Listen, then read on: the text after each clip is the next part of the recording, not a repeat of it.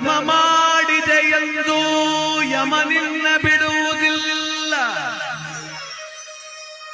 ಕೂಡಿಟ್ಟು ಹಣವ ಕಟ್ಟಿದ ಮನೆಯೊಳಗೆ ನಿನಗೆ ಜಾಗವಿಲ್ಲ.